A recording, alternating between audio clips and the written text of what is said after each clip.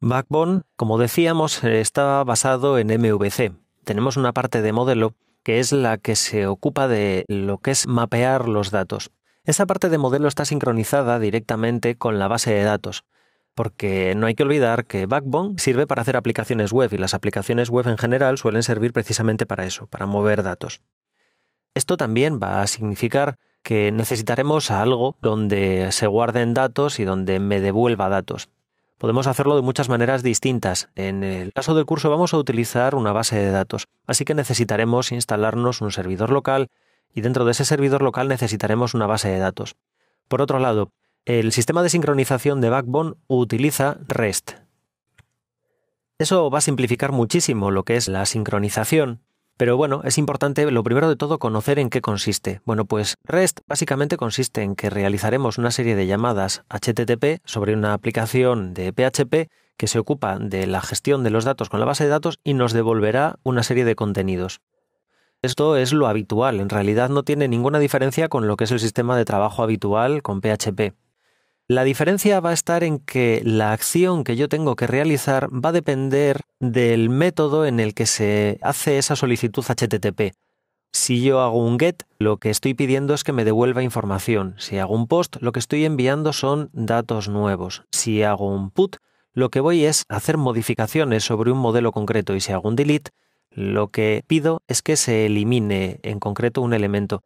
Así que hacemos que sobre la ruta de esa solicitud HTTP pasamos, por ejemplo, un identificador y luego, si estoy haciendo esa solicitud HTTP utilizando delete, pues entonces el sistema entenderá que lo que quiero es borrar el objeto que tiene ese identificador dentro de la base de datos y lo eliminará. O si hago, por ejemplo, un get y también paso en la URL un parámetro, pues él lo que hará será buscar ese parámetro y devolverme los datos de ese parámetro formateado de diferentes maneras. Esto ya depende un poco de cómo lo programemos. Esto sería una aplicación REST. Y para no tenerla que hacer de cero, podemos utilizar diferentes frameworks que nos devuelvan esa funcionalidad. Por ejemplo, ese muy conocido Zen, que es un framework muy grande y que ofrece muchas opciones muy potentes. Además, en muchos casos permite vincular directamente los datos con los modelos, hacerlo de manera automática.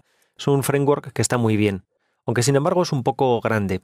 Tenemos frameworks más pequeños que están bastante bien, como por ejemplo Tonic, aunque personalmente a mí me resulta un poco complejo de manejar, y es que el que voy a utilizar en el curso, que para mí es el preferido, es el microframework Slim.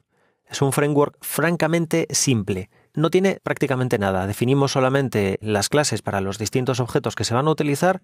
Prácticamente no necesitamos más. Es además también muy simple de configurar. Así que es una opción ideal para este curso.